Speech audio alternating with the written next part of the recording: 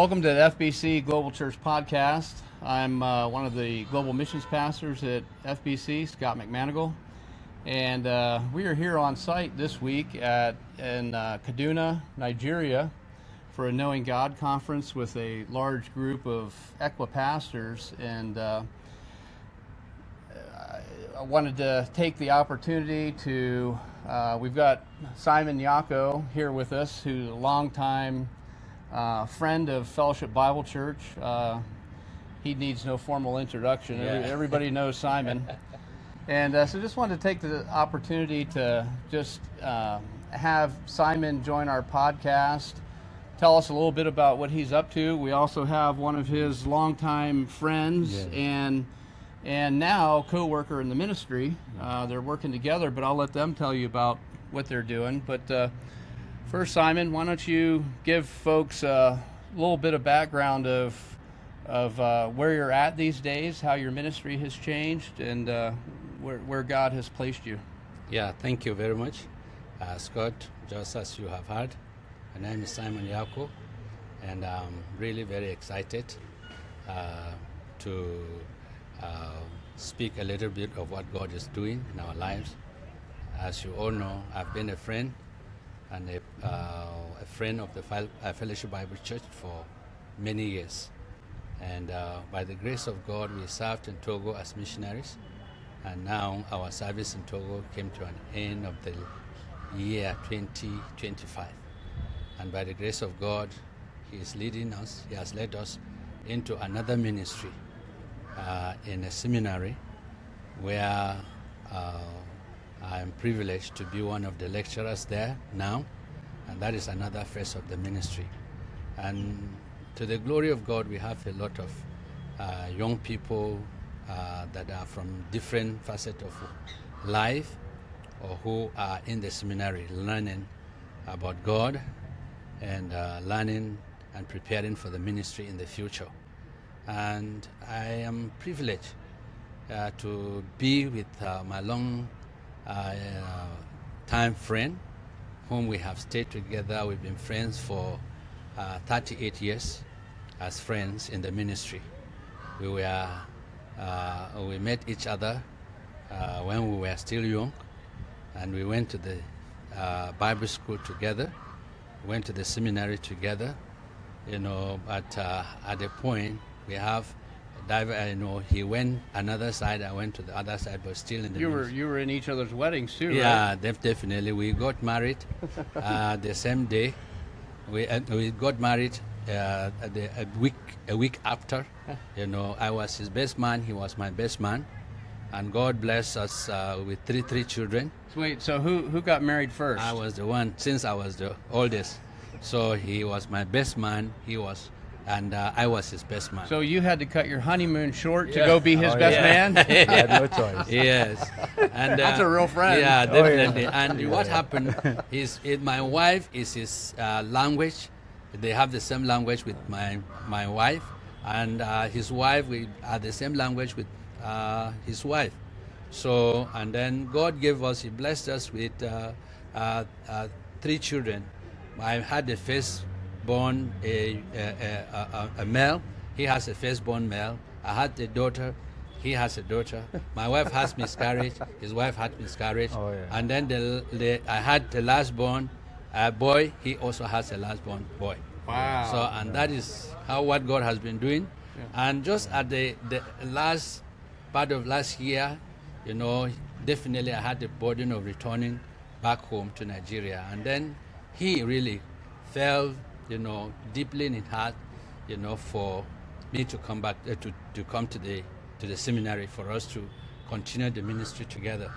So we prayed about it, and really God put it in our hearts to return back to the seminary to train young generation for the ministry in the future. And for the aspect of grace, I just want to thank the Fellowship Bible Church for the privilege of learning grace, because all this while I didn't know really what grace was all about in essence, because I was so legalistic, I was so self-dependent, but God, through His grace, met me on the way, and that burden was lifted from me. and it affected my life, it affected my family. And as we went to the seminary, I've been sharing with my longtime friend about what God has been doing. And this time I happened to be in the seminary. And then now, thank God that God gave us another opportunity, that Scott and Jim are here in Nigeria, in this program of grace that we're having with many pastors here. So it is a privilege. I talked to my friend who is an associate professor now, who is the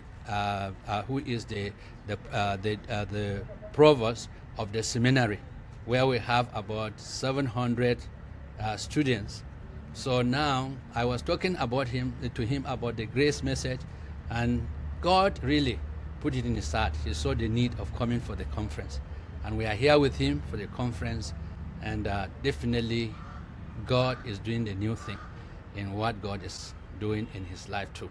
So maybe he'll have a word to say. Yeah, so give us a little bit of background about the seminary, how long you've been there, how long you've been the provost of the seminary. Wow. Associate Professor Eliazar Daila Baba. I was born on the May 25, 1967. The Lord has helped me thus far to go through my elementary school and to the university level, where I majored in missions. And so my life as an individual has been a transition, having had a contact with the Lord in the year 1979, and I had my second call to Christian ministry in 1984. And again, I have had opportunities to serve as a missionary with EMS of Equa for 17 years.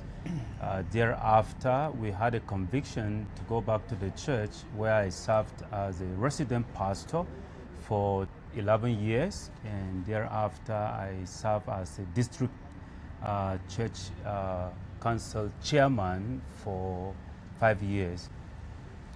It was after then I was elected to go to the General Church Council as the Assistant General Secretary of Equa. We have a membership of over 10 million, and so it was a privilege for me to be part of the team that the Lord was going to use, and I was grateful to the Lord for that. I am married to Rebecca. She comes from Kaduna State. I am from Abuja, the capital of Nigeria. We got wedded the year 1990 on the 22nd December, and the Lord has blessed us with 3 children: Elijah, 33, Esther, 28, and then Emmanuel, who is the last son of the family. He's 23.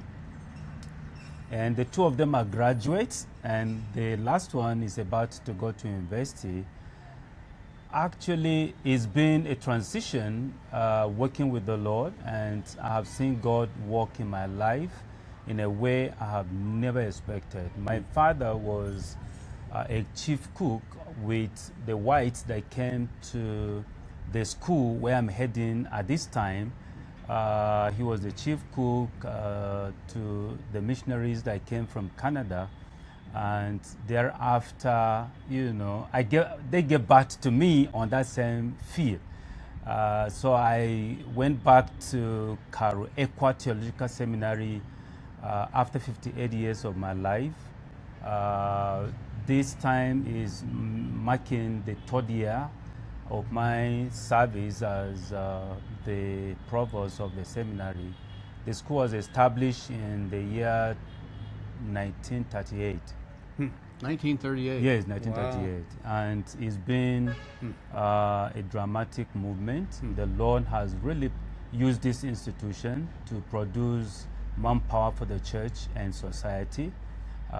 We have had in time past the military personnel, we have had politicians, we've had businessmen and women, we've had individuals that have had a conviction to respond to the call of God upon their lives for ministry.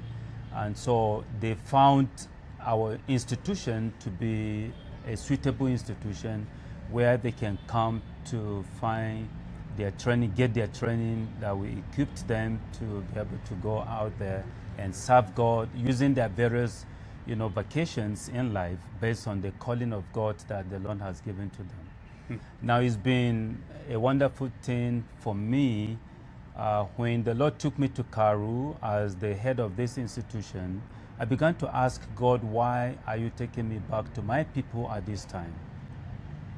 Because all this while I have done ministry outside my people. And so he said, I would like you to develop the people before you passed on to glory. It will surprise you to know that those who are ahead of me invested less in my life. I did a lot of things to be able to train myself theologically because the church did not see reason why they should encourage me get this training that will help the church and society. And so I had to do menial jobs to be able to earn my tuition. And because I had a calling and I remained focused on this calling, the Lord kept me and he sustained me, and I was able to finish my theological training. And now I am back to help my people. And so what I see in Karu, I see God raising the generals that will serve in this vineyard that is so difficult and so hard and frustrating. But I feel convinced in my heart that God is going to use me to bring and to train and mentor, those who will take after me after I'm gone.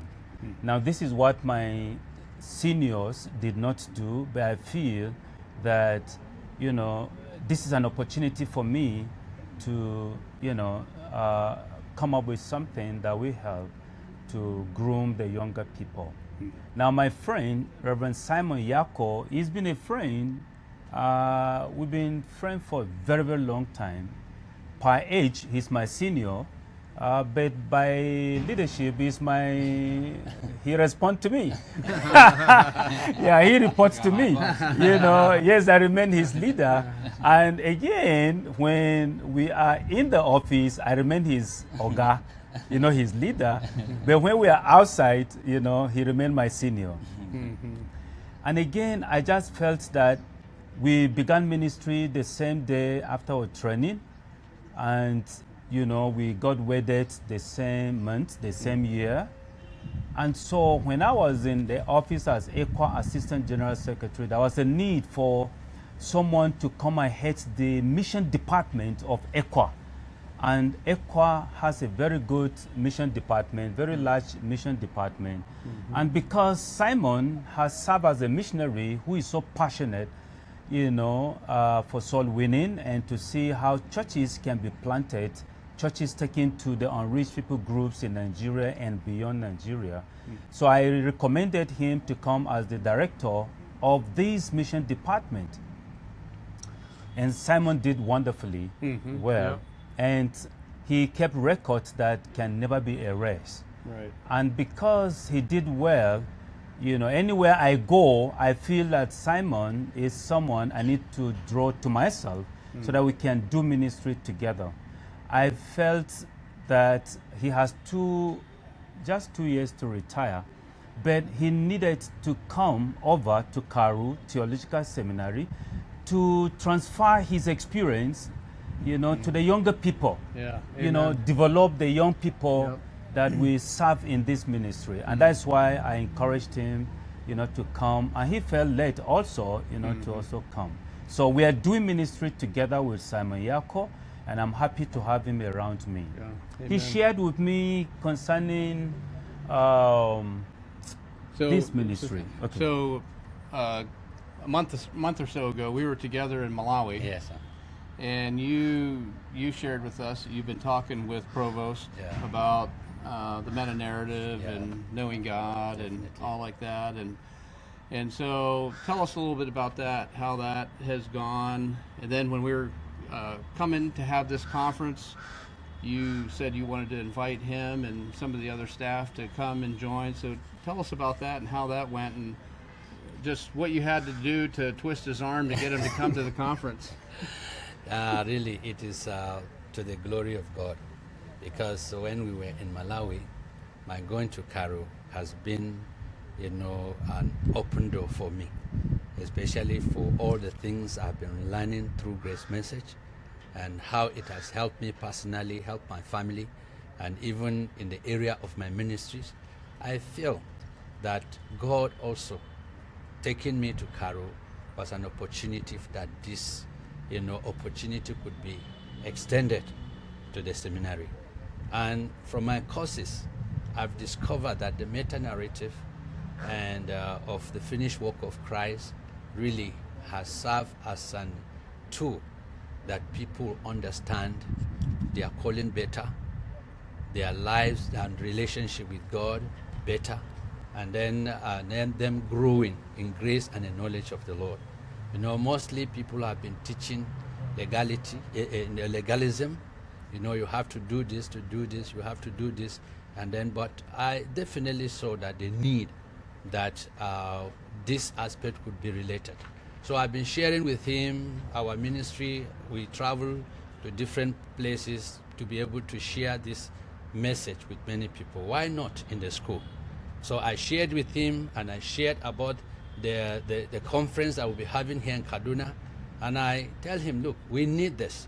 So he saw the need, and he said, yes, since I have told him this thing, he is going to see how he will organize himself and some of his staff, so that they will be live, be present live, and also listen to the message, and then prepare to see how they will extend it to the remaining part of the body of the seminary.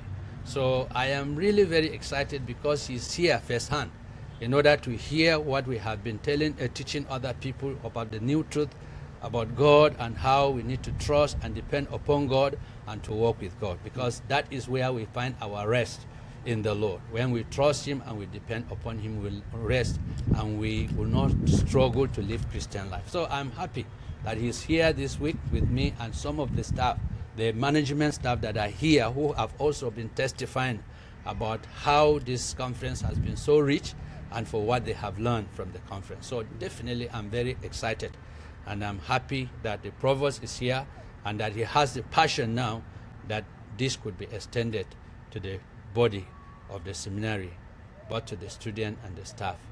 So the two of you, you came with three other members. Yeah. Well, two other staff members, yeah. and the wife of one of them, Yeah. who she's also involved in ministry. Yeah.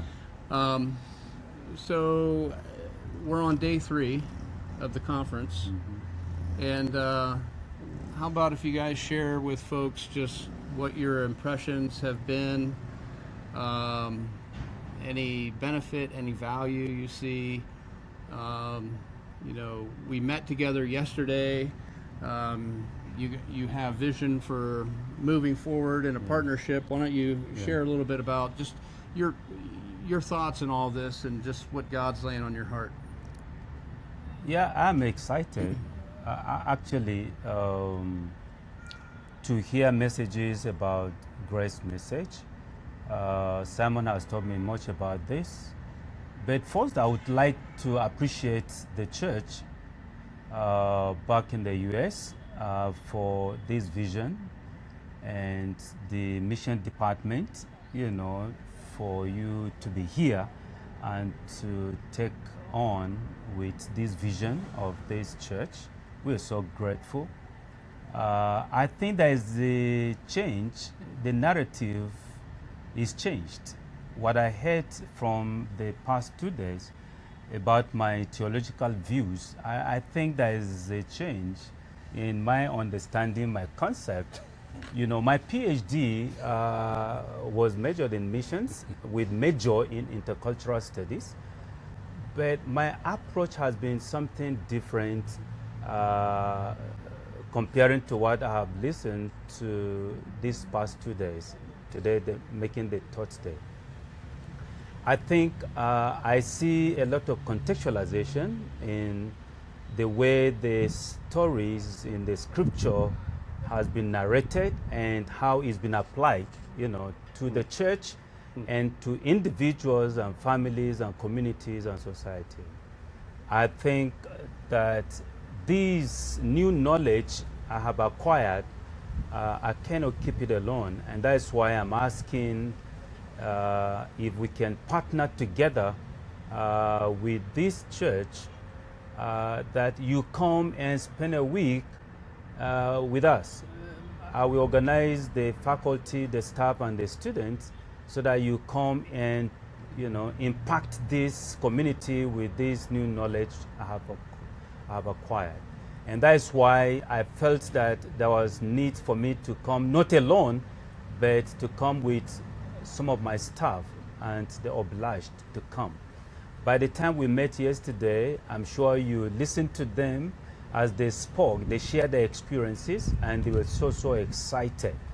I want to believe that I see this relationship going beyond your just coming this next year, so that I give you this platform as an institution and as a church to come and do ministry, because the classes of people or the group of people coming for training, they are scattered all over Nigeria, but they come representing their tribes, their classes of, places of work in that institution. So I feel that if you come and give a continuous training, you're reaching Nigeria as a whole. And so I see this relationship, this partnership, extended, not just a one-time kind of relationship and partnership, but it's going to be a life partnership. And so I have gained a lot. And if we are to talk about what I have benefited, I'm not sure if we'll be able to leave this place in the next 2-3 hours. And so I'm so glad, and I'm so excited. The lessons, actually, I'm not sure if by the time I go home, my wife will see immediate difference, because talking about the love of God for humanity, even for what I don't deserve, this is what He designed even before my creation. And if this has been demonstrated to me, then I need to do the same to my wife, to my children, to my institution, and to the society where I do ministry. And I feel that this impact will not be let down. I'm going to carry it on. I thank you for this opportunity, and for those who have taken time to pray, for you to come, those who have taken time to give, for you to come, and you've made time to come, despite the harsh weather, despite the fact that, you really surprised me. You did what missionaries in the early days did. When they came in the year 1893, 4th December, they dwell among the natives. They ate the food that the natives were eating. I see when you came, I thought you were going to be lodged outside this community. But you are lodging together with us here. And you eat, we go to the same place to eat with you. And I have not heard you complaining. You are truly missionaries indeed. We did come by airplane, though. We didn't come by sail ship. No. But these early missionaries came flying before they now got to. Yeah. So once again, thank you. The Lord bless. It's a little backstory. When Simon, after Simon left Togo, he became the EMS director. And then you were in that role for 4 years. 6 years. Yeah, and then after that, you went back to Togo. Yeah. And you were, while you were back in Togo, I remember you had shared with us you had a real heart for Uganda. And then in 2024, we got the opportunity to go around to the different EMS fields, which Uganda is not one of them, but because of your your heart for Uganda and your connection with Bishop Emmanuel there. You got a big Knowing God conference set up, and we went to Uganda and met Samuel, and then last January went back to Uganda, had 2 more giant conferences in different locations, but we were, when you told us that you were going to be leaving Togo and coming to a seminary, we really thought you were going to go to Uganda. and we were honestly, the truth be told, we were disappointed. We were really hoping you were going to go to Uganda, just because the field was so big and these guys needed to be discipled, and there was just so many people, and there was just such hunger, and we're like, oh, to be stuck away in a seminary somewhere, you know. But to come here and meet Provost and the others, and to hear of, you know, just the potential for impact that seminary has. You were talking 700 students. Oh yeah. And just, you know, to be, you know, to be running as long as it has, and to have the potential to have the influence that you have on politicians and businessmen, and, you know, along with pastors, and Jim and I, we've come full circle. We realize God was really in this, and, Definitely. and like it says in Proverbs, man makes his plans, but God directs his steps. Yeah, definitely. And so we're so thankful that that God led you there. We're super excited about this potential of partnering together and coming next year to spend a week teaching the students and the staff through the meta narrative and knowing God, and just really super excited about that. But I just wanted to tell you guys the truth here while we're on record, but we really see God's hand in this. Definitely. Praise God. Thank you very much. Definitely, I am just excited. One good thing that Grace Message has taught me: whatsoever is the will of God for me, there is peace. Wow. So going to the seminary, we had the peace. We prayed with my wife, and we trusted the Lord for the next step. Even our thoughts for Uganda, you know, we wanted to go to Uganda as missionaries, and at all costs, we were still trusting God to go to Uganda. But the way God answered it in a different perspective. Our purpose of going to Uganda was to go to Uganda and start churches, you know, to start Equa Church there. But the way God changed the narrative, that you accepted for us to go to Uganda, was a fulfillment in my heart. Instead of going to stay to plant a church, now God gave us an opportunity that we reach as many pastors as we could not reach. If I was to be in Uganda, I would not do that. But the opportunity and the ground, you know, the privilege that God gave, you know, to you too, to accept us going to Uganda, and then finding Kabonge, and then Samuel, and even Kabonge, he took the issue, you know, beyond what I can have. He's still going teaching about Grace Message, even though we were thinking that he would take it easy so that we'll move along. But it seemed he was overwhelmed. And he's teaching everywhere he's going. He's teaching Grace Message now. And I just felt, anyway, at least the light has been enlightened in that place. Even if I don't return back to Uganda, at least people have understood the Grace Message, and they've understood the love of God and the need for them to trust in the Lord. So coming to Karu too, I didn't just want to be there for being sake. So it's one of the areas that I'm really very, very excited. Seeing, you know, the provost now having the burden and what he has, you know, gained in it, and how he wants this thing to continue. And the seminary setting, this will continue because different people will keep on coming. Imagine what will happen in the next years to come. They are coming, learning this truth, returning back, teaching them to their families, teaching them to different kinds of people, and people coming from different facets of life. The police, the immigration, the military, the Air Force, the different people are coming, and even people, other people who want to continue their studies too, you know, because they want to leave the school to the doctoral level. So if the foundation is really established, that we don't know how far this could go. Amen. So it is a privilege for me, and thank you for giving me, for allowing God to use you to give me that privilege. I'm really satisfied, and my wife is happy for me being in Cairo. She is really having peace, and she is really excited that I'm there. Amen. Receiving the testimonies from what is happening in my classes with the student. It is just God. Yeah. Thank you very Praise much. God. So, Provost, what would be some of the main prayer requests that you would desire our church to be praying for you all in the seminary? Well, one of it is that we'll continue to grow in the grace of God and in the knowledge of the Lord, both as faculty, staff, and students. 2, we are believing God that the seminary will impact the community more than before, because we can be located in that strategic place and yet we are not making any spiritual impact.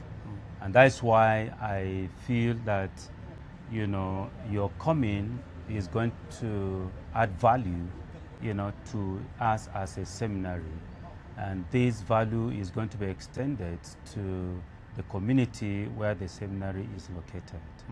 Number 3, we are trusting the Lord to see how, you know, the physical structures can be developed. We have, you know, staff quarters to develop. We have student accommodations to develop. We have chapel, you know, where students can go and worship. Where we are is a little bit small compared to the number of students, where we can go and worship God. And also that we remain in a secured place where, you know, pastors on training and pastors who are already in ministry, when they come, that our lives will not be threatened anymore. Because of issues of insecurity in Nigeria, our prayer is that we remain focused, secured, so that we can meditate and concentrate in studying the Word of God. We have never had attack from anywhere within that community, so our prayer is that we will continue to enjoy this security from the Lord. These are the major prayer points I feel that we have, and if the church can continue to pray with us and for us, we'll be very excited and be glad. Thank you. Amen. Well, I think that'll wrap up this episode of Global Church Podcast, and I want to thank you both for just taking the time to share with our church and share the testimonies of the faithfulness of God in your lives and in your ministry, and just the way that God in your later years has brought you both back together again, and just the impact that you're having together, and it's an amazing, encouraging testimony, and so thank you all for tuning in, and we'll catch you in the next episode.